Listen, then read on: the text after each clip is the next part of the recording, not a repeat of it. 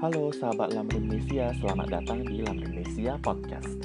Ini adalah sebuah segmen yang bernama Lamrimnausia, dan Lamrimnausia akan membahas tentang kejadian-kejadian yang sedang hangat diperbincangkan di media-media, tapi akan dikaji dari sudut pandang Buddhis. Untuk segmen ini dan episode perdana kali ini, kita akan membahas tentang sebuah pertanyaan yang mungkin teman-teman semua sudah sering mempertanyakannya, atau mungkin ada beberapa dari kalian yang mengkhawatirkannya, yaitu apakah Buddha bisa membantu kita memerangi COVID-19. Nah, seperti apa isi podcastnya? Yuk langsung aja didengerin.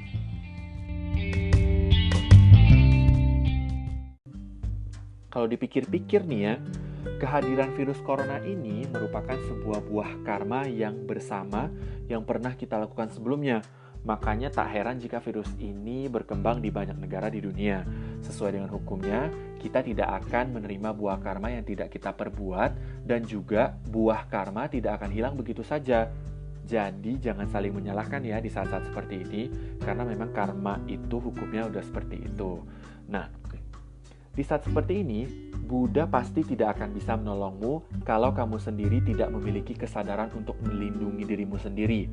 Nah, bayangin ya, misalnya kamu hari ini mau keluar, terus kamu berdoa kepada Buddha, "Oh Buddha, tolong lindungilah diriku, hari ini aku mau keluar jalan-jalan sama teman-teman ke mall karena udah bosan di rumah. Tolong Buddha lindungi aku dari COVID-19 agar aku tidak terjangkit virusnya." Gitu. Tapi pada saat kamu keluar rumah, kamu tidak melakukan protokoler kesehatan yang seharusnya, misalnya tidak memakai masker, atau kamu tidak menjaga jarak, atau tidak melakukan aktivitas social distancing ketika kamu di luar rumah, ya sama aja gitu loh. Kamu sendiri aja tidak berjuang untuk melindungi dirimu sendiri, masa kamu meminta Buddha untuk melakukannya? Itu namanya nggak adil dong, iya nggak? Nah, tapi bukan berarti Buddha tidak bisa memberimu pertolongan. Nah, dengan senantiasa menghadirkan Buddha di pikiranmu, dirimu sebenarnya udah memiliki perlindungan dari beliau. Karena sejatinya ya, sifat Buddha itu adalah Buddha pasti akan menolong semua makhluk tanpa memandang kamu itu lahir dari keluarga manapun dan kamu mengidap penyakit berat apapun. Pokoknya selama kamu manusia dan masih dalam lingkungan samsara, kamu pasti akan senantiasa mendapat pertolongan dari Sang Buddha. Nah, tapi bagaimana ya agar Sang Buddha senantiasa muncul di pikiran dan menjadi bajik sehingga kamu senantiasa diberikan kekuatan untuk menghadapi COVID-19 dengan tenang dan terlindungi? Nah, di sini, di podcast ini, Lamrimnesia akan membagikan beberapa tips yang pastinya akan berguna banget untuk kamu dan bisa kamu lakukan agar kamu senantiasa terlindungi dari virus COVID-19 ini. Nah, yang pertama, kamu harus memastikan dirimu tidak lupa berlindung kepada Triratna. Karena berlindung itu sebenarnya adalah dasar agar kamu bisa meningkatkan keyakinanmu kepada Buddha, Dharma, dan Sangha ya. Tapi berlindung ini bukan hanya ongkos mulut ya. Kamu harus melakukan proses perlindungan kepada Triratna dengan sepenuh hati. Misalnya saat kamu bangun tidur, kamu bisa memanjatkan bait-bait perlindungan sebanyak 3 kali dengan harapan agar sepanjang hari kamu beraktivitas itu kamu selalu senantiasa berada di bawah lindungan Triratna. Dan ketika kamu mau tidur, kamu juga bisa memanjatkan bait-bait perlindungan yang sama, mungkin juga dengan harapan yang sama agar kamu terlindungi, dan juga kamu bisa memanjatkan atau mengucapkan terima kasih kepada Triratna karena sehari penuh kamu beraktivitas, kamu berada di bawah lindungannya, sehingga kamu dapat melewati hari dengan baik dan tanpa halangan misalnya. Kemudian yang kedua, kamu harus menghindari semua kemungkinan apapun itu yang akan buat kamu terjangkit virus. Misalnya menghindari kerumunan, melakukan aktivitas dalam ruangan, menjaga diri agar senantiasa bersih dan mencuci tangan dengan rutin dan tepat. Jadi ini bukan cuma sekedar omongan kosong ya, maksudnya kayak kalau pemerintah itu udah mulai mengeluarkan beberapa arahan agar kamu menghindari kerumunan. Namanya social distancing, jadi kamu harus menjaga jarak dengan kehidupan sosial. Bukan maksudnya kamu jadi antisosial ya, tapi maksudnya kamu harus menjaga diri kamu agak jauh sedikit dari kerumunan, itu juga sebenarnya bukan hanya untuk kebaikan kamu, tapi untuk kebaikan banyak orang. Jadi agar virus corona yang konon katanya sangat cepat menyebar ini tidak tersebar ke orang yang lebih banyak lagi gitu ya. Jadi itu harus berhenti dan harus kamu lakukan sendiri, dan harus berhenti dan dihentikan oleh kamu ya, mulai dari kamu gitu. Kemudian melakukan aktivitas di dalam ruangan, ini bisa banyak banget yang bisa kamu lakukan di dalam ruangan. Misalnya kamu bisa mulai dengan baca buku, atau bisa mendengarkan musik misalnya, atau kamu bisa menonton tontonan yang tentunya berfaedah untuk kamu. Misalnya ketika kamu berada di rumah kan kamu harus tetap makan kan. Misalnya kamu bisa menonton video-video tutorial memasak, atau misalnya kamu bisa menonton video-video lainnya yang pastinya mendatangkan kebaikan untuk diri kamu gitu ya. Kemudian juga jangan lupa untuk senantiasa mencuci tangan dengan rutin dan tepat. Jadi misalnya kamu terpaksa harus melakukan aktivitas di luar rumah, dan ketika kamu kembali dari sana mungkin kamu harus segera mencuci tangan dan membersihkan diri, tentunya dengan cara yang tepat. Kemudian menghindari menyentuh area wajah, karena katanya COVID-19 ini adalah suatu virus yang menyerang proses pernafasan. Jadi ada baiknya kamu menghindari menyentuh daerah-daerah yang digunakan untuk proses bernafas, misalnya mulut, hidung, atau area sekitarnya juga, misalnya mengucek mata atau pegang-pegang wajah ya. Tapi sebenarnya ya, tanpa ada virus COVID-19 ini pun kamu sebenarnya dilarang untuk menyentuh wajah di tengah-tengah hari. Karena kenapa? Tangan kita tuh dipenuhi bakteri, dan wajah itu kalau kamu sentuh dengan tangan kamu yang penuh bakteri, itu akan kotor dan menimbulkan jerawat. Nah teman-teman juga kan pasti nggak mau ya, jerawat itu kan mengganggu banget ya. Bukan cuma mengganggu penampilan kamu, tapi juga itu sakit ketika dia udah mateng gitu. Kemudian jangan lupa juga kamu untuk terus memakan makanan yang sehat dan bergizi, dan jangan lupa untuk meminum suplemen yang secukupnya, dan senantiasa untuk menghidrasi diri agar tidak dehidrasi gitu ya. Kemudian yang ketiga, jangan panik dan egois. Nah, sejak berita COVID-19 datang ke Indonesia ini, orang-orang berbondong-bondong berbelanja kebutuhan dan alat-alat kebersihan lainnya di supermarket. Jadi kalau misalnya kamu ke supermarket yang mungkin di kota-kota besar, itu pasti orang-orang sudah borong, udah banyak banget belanja untuk nyetok di rumah. Jadi supermarket itu pasti kosong. Terus banyak yang nggak kebagian barang. Belum lagi orang yang hanya mampu belanja untuk kebutuhan harian atau mingguan. Misalnya ada orang nih ya, yang dia kalau kerja hari ini dia hanya untuk memenuhi kebutuhan dia hari itu. Nah, kamu bisa nggak bayangin orang-orang yang seperti itu? Misalnya aku belanja kebutuhan hari ini karena aku kerja kemarin. Tapi kalau misalnya aku nggak kerja, aku nggak bisa memenuhi kebutuhan itu gitu loh. Jadi ketika aku mau belanja kebutuhan sehari-hari pun, itu kehabisan di supermarket. Nah, kasihan dong sama orang-orang kayak gitu kan. Nah, jadi jangan sampai hal itu terjadi kepada mereka, dan paling penting jangan sampai kita menjadi sebab mereka mengalami hal seperti itu. Kemudian juga ada fenomena masker dan hand sanitizer menjadi mahal dan langka. Padahal sebenarnya ya, yang benar-benar sekali membutuhkan masker itu adalah orang-orang yang benar-benar sakit. Bukan hanya orang-orang yang sudah terjangkit virus, tapi orang-orang yang misalnya sedang mengalami batuk atau sakit flu. Itu kan dia pasti nggak mau dong menyebarkan virus flu dan batuk kepada orang yang lain, sehingga mereka seharusnya memakai masker, dan mereka lah yang lebih membutuhkan. Dan juga ada orang-orang medis yang kabarnya tidak memiliki alat proteksi diri yang cukup ketika mereka bekerja di rumah sakit. Itu kan kasihan banget kan, ketika mereka bermotivasi untuk menolong makhluk lain dengan menjaga kesehatan mereka di rumah sakit, tapi mereka justru tidak dapat proteksi diri yang secukupnya dan seharusnya mereka terima gitu. Kan itu kasihan banget gitu ya. Jadi harusnya kita mendahulukan orang-orang seperti itu, orang-orang dengan kebutuhan seperti itu, dan kita belilah secukupnya gitu ya. Jadi jangan nimbun, jangan maruk, karena sebenarnya itu nggak mendatangkan kebaikan apapun untuk diri kita, ya. Jangan sampai kamu tega seperti itu, oke? Kemudian yang keempat, ikutin terus berita dan informasi bermanfaat lainnya terkait COVID-19 dari sumber yang terpercaya.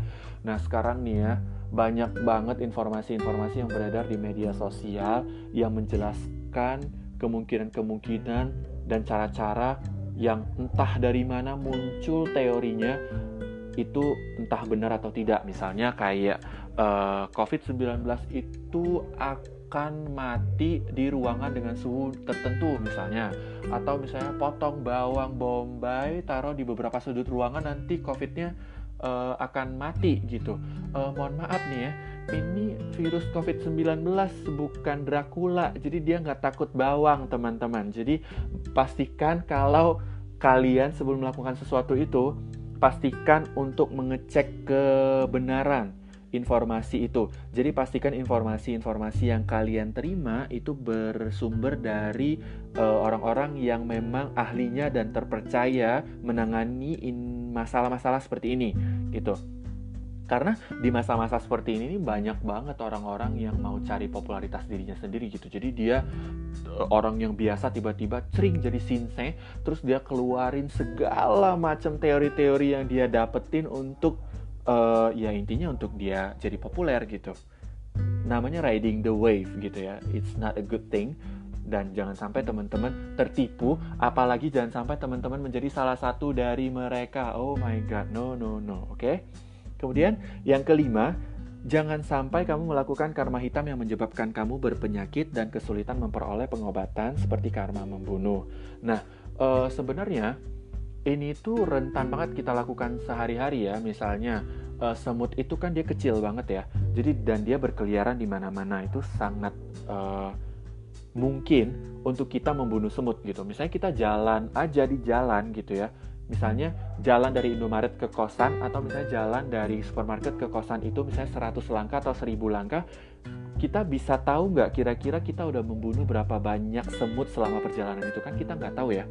Nah, jadi jangan sampai kita melakukan karma buruk membunuh, apalagi kita tidak melakukan suatu aktivitas penyesalan. Misalnya setelah membunuh kita nggak menyesal gitu loh. Kayak udah bodo amat kan, namanya juga jalan ya, kita kan nggak tahu itu ada semut lewat di sana, siapa suruh dia lewat di sana, kan kita nggak tahu ya, wajar aja kita injek gitu. Tapi kan ya namanya juga karma ya, meskipun kamu membunuh seekor semut yang kecil pun dan kamu tidak melakukan maksudnya tidak merasa menyesal sama sekali, itu nanti karmanya, kekuatan karma kamu membunuh seekor semut yang kecil itu akan berubah menjadi seperti kamu membunuh seekor gajah. Dan bisa menjadi lebih besar lagi ya, akan menjadi besar sebesar kekuatan kamu membunuh seorang manusia. Kan itu sesuatu hal yang sebenarnya tidak bisa di-prevent, bisa dicegah kalau kamu menyadarinya di awal gitu. Jadi jangan sampai kamu melakukan hal-hal seperti itu. Keenam, senantiasa merenungkan 4 kekuatan purifikasi, yaitu menyesali tindakan yang pertama, kemudian bertekad untuk tidak mengulanginya, melakukan aktivitas penawarnya, serta berlindung kepada Triratna dan membangkitkan bodhicitta. Siapa tahu nih ya, siapa tahu banget nih, meskipun kamu merasa kamu hari itu tidak melakukan ketidakbajikan apapun, tidak melakukan karma apapun, tapi siapa tahu di kehidupan kamu yang sebelum-sebelumnya, itu kamu melakukan karma buruk apa yang memungkinkan kamu untuk terjangkit virus ini. Kan kita nggak tahu ya. Tapi dengan senantiasa merenungkan 4 kekuatan purifikasi ini, ya mudah-mudahan karma-karma yang memungkinkan kamu untuk terjangkit virus ini menjadi melemah kekuatannya sehingga kamu dapat terlindungi dari virus ini. Kemudian, yang ketujuh, memperbanyak kebajikan yang lengkap di rumah, misalnya dengan membaca buku Dharma, atau memesan makanan untuk abang-abang Gojek yang masih semangat mengantarkan pesananmu sampai ke rumah.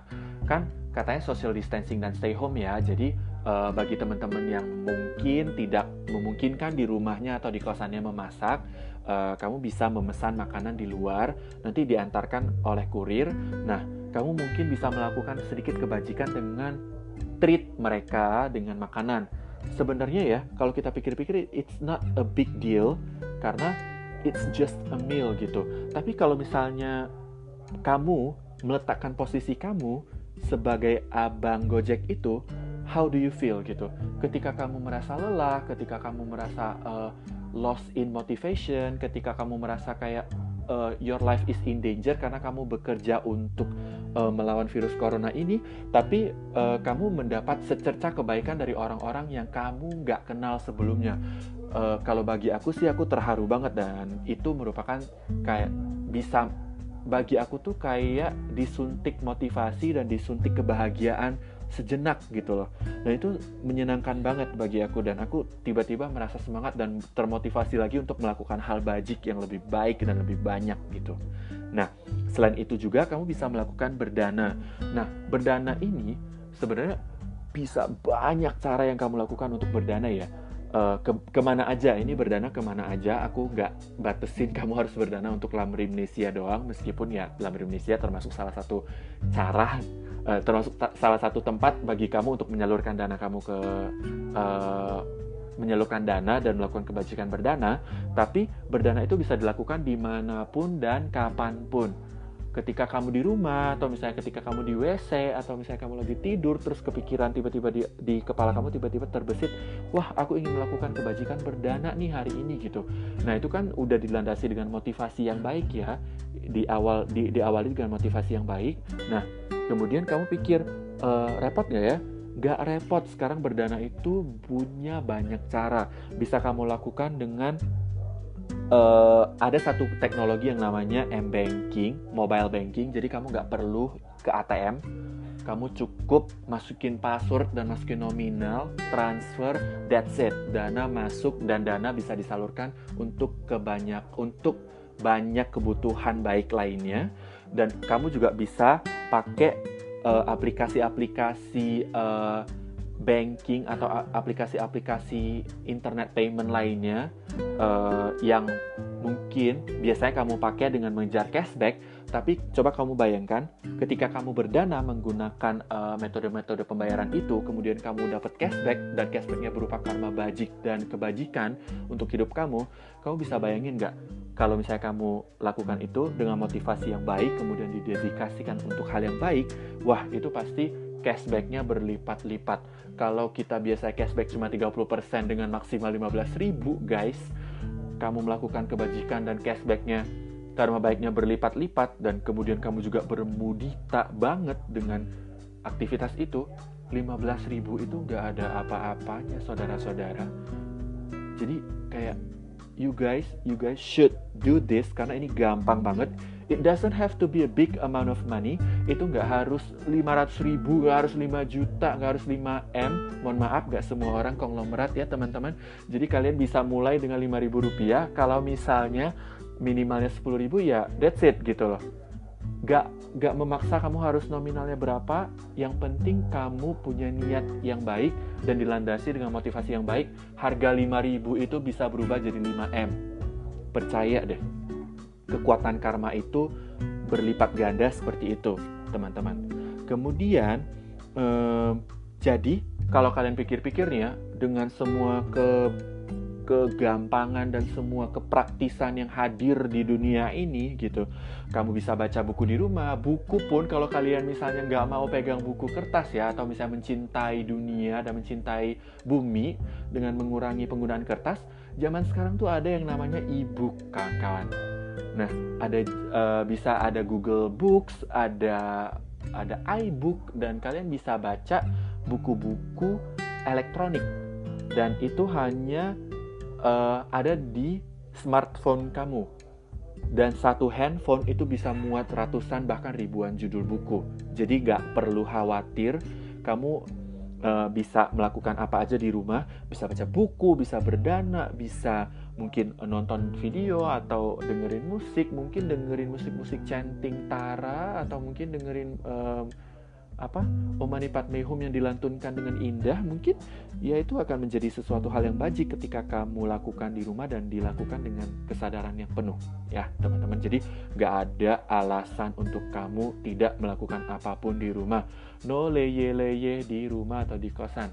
Jadi bagi teman-teman yang sekarang sedang dengerin podcast ini, setelah selesai podcast ini, pick up a book, start from bab 1, dan apapun itu, sekecil apapun, sedikit apapun yang kalian baca, itu pasti akan mendatangkan kebaikan untuk kamu dan pengetahuanmu.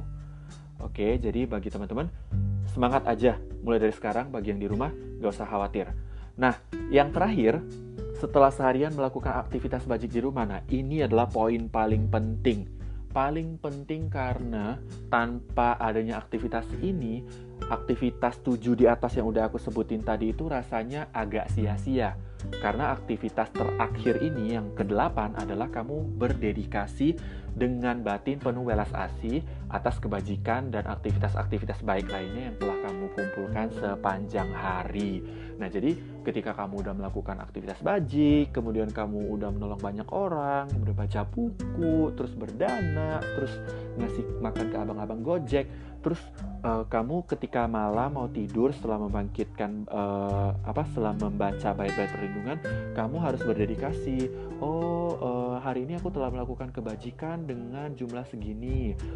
Aku dedikasikan semoga kebajikan-kebajikan yang aku kumpulkan hari itu bisa mendatangkan kebahagiaan untuk diriku, keluargaku, dan banyak orang, dan juga bisa membantu Indonesia juga negara-negara lainnya agar dapat dengan baik dan dengan segera menyelesaikan permasalahan virus ini gitu.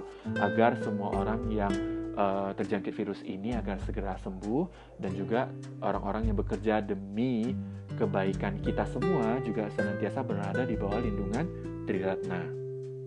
Nah, sekarang udah yakin banget kan kenapa Buddha bisa menolong kita dengan cara-cara yang unik dan ampuh, dan itu sebenarnya hal-hal yang gampang banget dan bisa kita lakukan sehari-hari gitu loh. It doesn't matter where you are, it doesn't matter where you are, it doesn't matter who you are, it doesn't matter what time is it. Ketika kamu punya pemikiran untuk melakukan hal bajik, let's do it, dan pasti Buddha akan menolong kita dengan cara-caranya gitu. Jadi nggak ada alasan lagi untuk teman-teman bermalas-malasan meskipun harus berada di rumah sepanjang hari gitu. Jadi kebiasaan teman-teman yang kalau misalnya weekend harus keluar rumah, ya tahankanlah dulu dengan melakukan banyak aktivitas lainnya, alternatif lainnya. Tapi social distancing itu bukan berarti kalian nggak boleh berkomunikasi dengan teman-teman yang lainnya. Misalnya kalian boleh telepon, atau misalnya kalian boleh video call. Karena sejauh yang saya tahu ya teman-teman, virus corona itu tidak menyebar lewat loudspeaker handphone. Ya, itu hanya menyebar lewat ludah dan bersentuhan dengan orang yang sudah terinfeksi. Jadi bagi teman-teman yang mungkin ketika bosan dan aktivitas yang lainnya sudah dilakukan dan kemudian tiba-tiba berpikir, oh iya kayaknya saya harus menelpon si ini untuk memberi dia semangat, atau misalnya aku harus menelpon papa mama. Bagi teman-teman yang ngekos, nelpon papa mama, say that you love them and then show them that you love them. Itu sebenarnya sebuah gestur manis yang ada baiknya juga untuk kalian, dan itu sebuah kebajikan yang bisa kalian kumpulkan juga gitu ya. Jadi nggak ada alasan lagi apapun untuk kalian bermalas-malasan.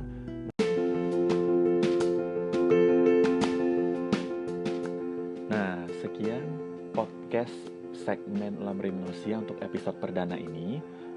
Dan terima kasih teman-teman sudah mendengarkan. Semoga informasi-informasi yang kami share di podcast ini dapat mendatangkan kebaikan dan tentunya bermanfaat baik untuk banyak orang. Untuk kesempatan kali ini, Lamri Manusia juga ingin mengucapkan banyak terima kasih kepada mereka-mereka yang senantiasa atau harus bekerja di luar rumah demi kepentingan kita semua.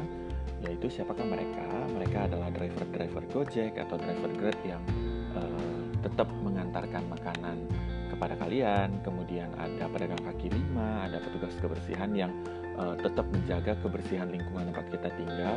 Dan yang paling penting adalah dokter dan para perawat yang sudah dengan berdedikasi tinggi tetap bekerja di rumah sakit untuk menyembuhkan pasien-pasien yang bukan hanya terjangkit virus COVID-19, tapi juga pasien-pasien yang punya penyakit biasa ataupun penyakit serius lainnya.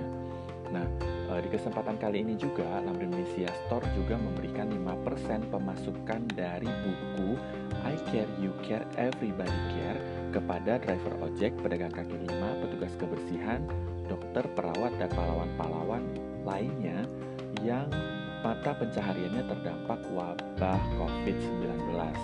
Nah, jadi bagi teman-teman yang kemarin sudah invite buku dari paket I Care You Care Everybody Care itu terima kasih banget. Dan mari kita sama-sama bermudita atas kebajikan 5% pemasukan dari buku itu yang telah kita kumpulkan bersama. Nah, sekian dari Lamrim Nausia untuk episode perdana ini. Semoga bermanfaat. Terima kasih dan sampai jumpa di podcast berikutnya. Dadah.